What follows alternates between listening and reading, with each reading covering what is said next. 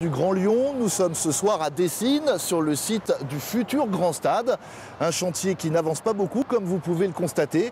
Un chantier qui suscite aussi de nombreuses interrogations, voire des inquiétudes quant à la possibilité qu'il soit fini pour l'Euro 2016.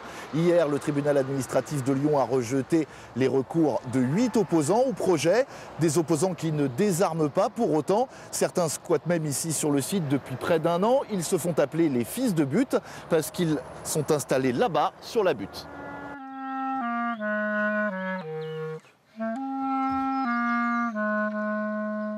Voilà, il faut marcher près d'1 kilomètre à travers champs pour arriver jusqu'au camp qui est installé ici.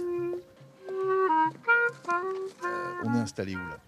Alors ici, on est installé sur une butte qui s'appelle la butte Le Mont du Biézin en fait, qui est au bord de la ville et qui est à la fois un très bel endroit pour y vivre et voilà, et juste derrière nous, le chantier qui est en cours de construction et de l'autre côté, le chemin d'accès qu'ils veulent faire. Donc on est au milieu de tout ça. Au milieu et avec la ferme intention d'entraver la bonne marche du chantier. Ils sont une vingtaine installés ici depuis près d'un an et rejoints régulièrement par d'autres militants itinérants qui viennent à Dessines défendre leurs convictions. Bonne partie des gens bougent dans la France, que ce soit à Notre-Dame-des-Landes ou dans d'autres projets alternatifs.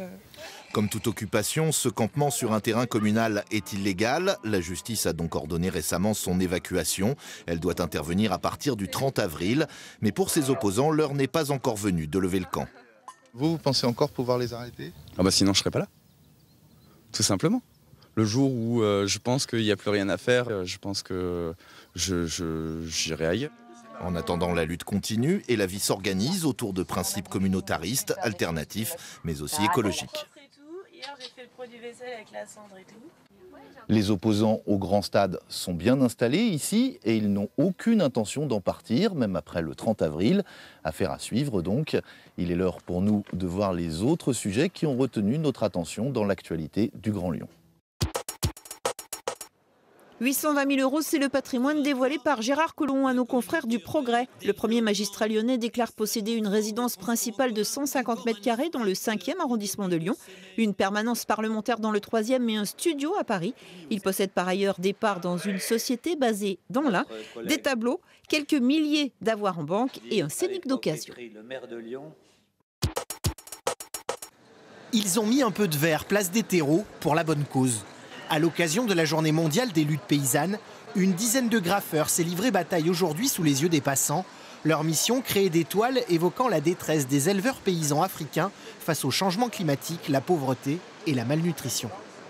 L'élevage paysan est menacé parce qu'il rencontre des contraintes structurelles, par exemple des contraintes d'accès à la terre, des contraintes d'accès à l'eau, au crédit, à l'appui technique. Et le changement climatique en fait est une contrainte supplémentaire qui s'ajoute à ces contraintes de base et qui du coup rend encore plus en fait la durabilité de ces élevages difficiles dans le temps. Cette opération était organisée dans plusieurs villes européennes par Agronomes et Vétérinaires sans frontières.